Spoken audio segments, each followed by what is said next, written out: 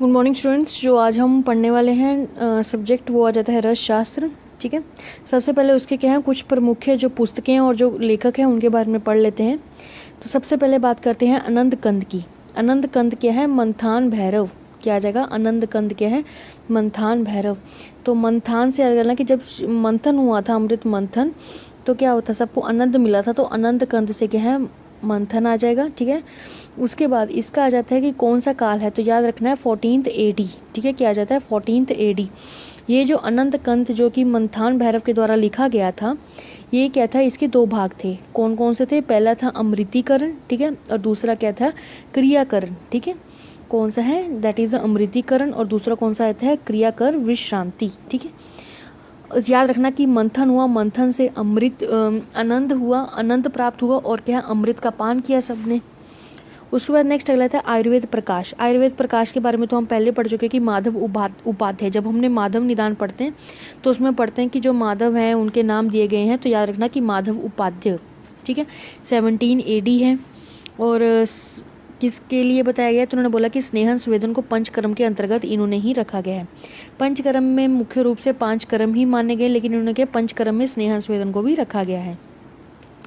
उसके बाद नेक्स्ट अगला है गोरक्ष संहिता। ठीक है ना, गोरक्ष है तो गोरक्ष जो है वो क्या आ जाएगा?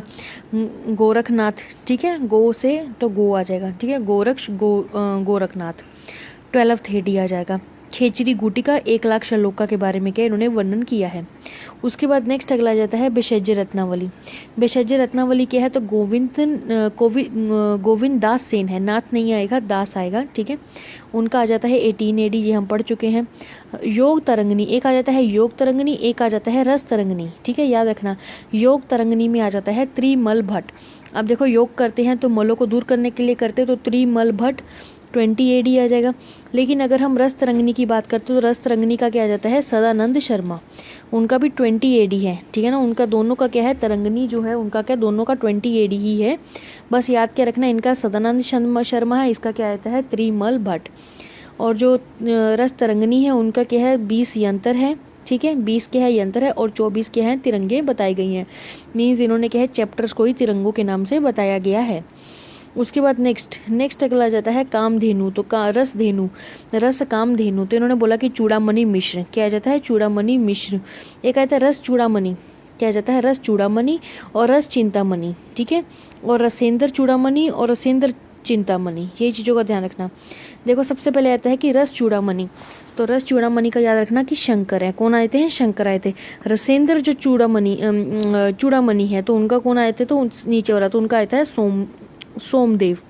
क्या आ जाता है? सोमदेव। ठीक है, अगर हम क्या है रस चिंतामणि की तरफ जाएंगे तो उनका आ जाता है अनंत देव सूरी। ठीक है, क्या आ जाता है? अनंत देव सूरी।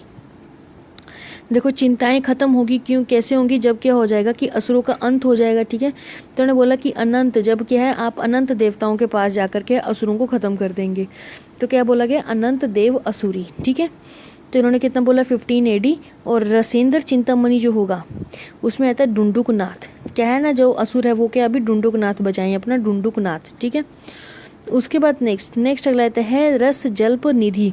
तो भूदेव, तो जो जल है वो कहाँ से आता है? नीचे जमीन से आता है, तो भूदेव मुखर्जी 20 AD आ गया।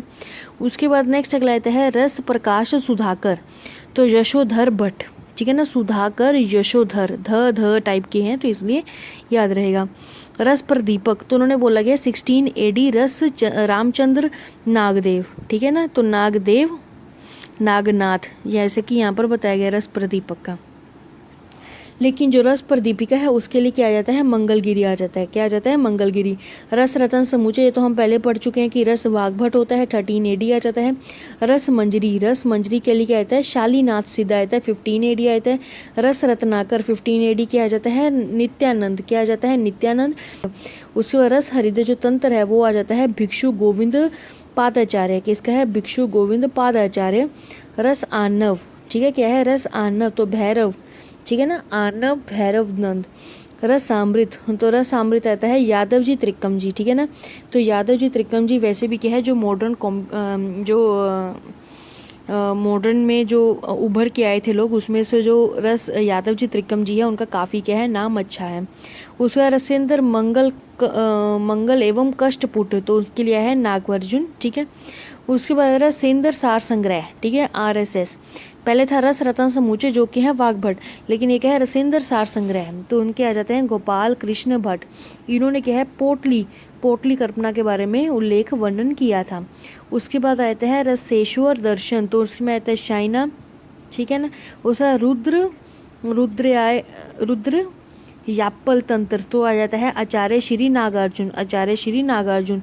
सिद्ध भेषज मणिमाला, तो उन्होंने बोला कृष्ण राम भट्ट, क्या आ जाएगा कृष्ण राम भट्ट, ठीक है। एक आ जाता है कि कृष्ण राम भट्ट ने, और एक आ जाता है राम कृष्ण भट्ट। देखो एक आ जाता है कि कृष्ण राम भट्ट, उनका तो आएगा सिद्ध भेषज मणिमाला। एक आ जाता है रसेंद्र कल्पद्रुम, तो उनका आता है राम कृष्ण भट्ट।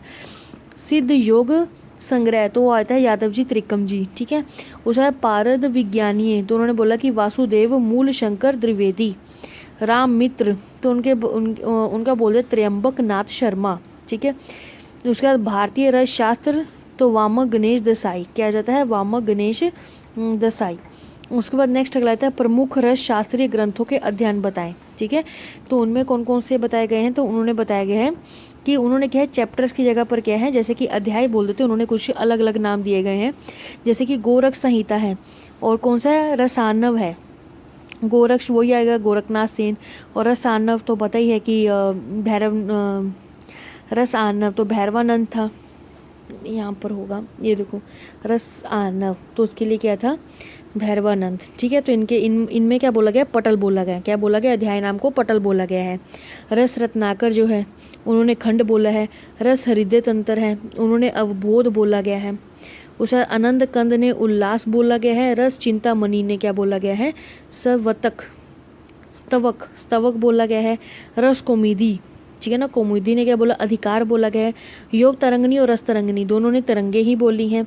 सिद्ध भेषज मणिमाला ने क्या है गुच्छ बोला है, क्या बोला गया है गुच्छ बोला गया है। उसके बाद नेक्स्ट आता है कि रस शास्त्र का विकास